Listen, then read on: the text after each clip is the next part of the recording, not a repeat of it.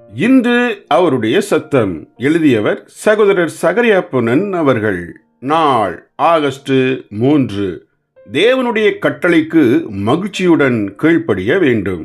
பரலோகத்தில் தேவன் ஏதேனும் ஒரு கட்டளையை பிறப்பித்தால் அவைகள் யாவும் முழுமையாக நிறைவேற்றப்படுகின்றன. அக்கட்டளையை ஏற்றிடும் தேவ தூதர்கள் தேவனுக்கு அரைகுறையாய் கீழ்ப்படிவது இல்லை. தேவ தூதர்களின் கீழ்ப்படிதல் எப்போதும் மகிழ்ச்சி நிறைந்ததாகவே இருந்தது.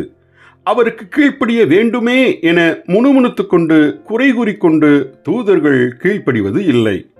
எந்த ஒரு தூதனும் தனக்கு கொடுக்கப்பட்ட பணியை வேறொரு தூதனோடு ஒப்பிட்டு பார்த்து, ஆண்டவரே, நீர் அந்த தூதனுக்கு கொடுத்த பணியை காட்டிலும் எனக்கு அதிக கஷ்டமான பணியை தந்துவிட்டீரே என்றும் ஒருபோதும் கூறுவது இல்லை.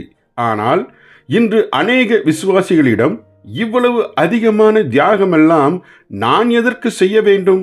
அவனை அல்லது அவளை குறித்த காரியம் என்ன என்றே முறுமுறுக்கிறார்கள்.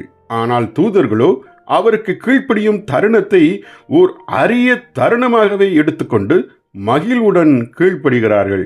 இன்று நீங்கள் இப்பூமியில் தேவ சித்தம் செய்து வாழ்வீர்கள் என்றால், நீங்கள் விண்ணகத்திற்குள் பிரவேசிக்கும் போது இவ்விதம் வாழ்ந்ததற்காக ஒருபோதும் வருந்தவே மாட்டீர்கள்.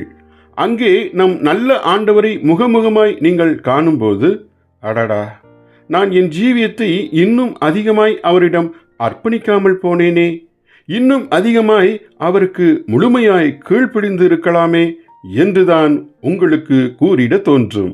இப்பூமியில் தேவனுடைய கட்டளைகளுக்கு உடனடியாகவும் முழுமையாகவும் மகிழ்ச்சியோடும் கீழ்ப்படியாமல் நீங்கள் பரலோகம் செல்லும்போது அங்கே பரலோகத்தின் இனிமையை முழுமையாய் ருசிக்க முடியாமல் அங்கலாய்த்து தவித்து நிற்பீர்கள். நீங்கள் இந்த பூமியை விட்டு போய்விட்டால் இனிமேல் கிறிஸ்துவுக்காக சிலுவை சுமக்கும் சந்தர்ப்பம் மீண்டும் ஒருபோதும் கிடைக்காது என சாது சுந்தர் சிங் அடிக்கடி கூறுவது உண்டு. நீங்கள் ஆண்டவர் மீது கொண்டிருக்கும் அன்பை நிரூபிக்க விரும்பினால் அதை இந்த பூமியில் இப்பொழுதே நீங்கள் நிரூபித்து ஆக வேண்டும். இந்த அரிய சந்தர்ப்பம் ஒருவனுக்கு மீண்டும் பரலோகத்தில் கிட்டாது.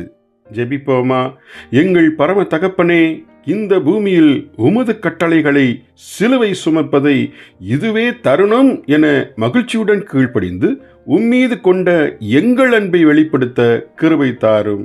ஆமேன்.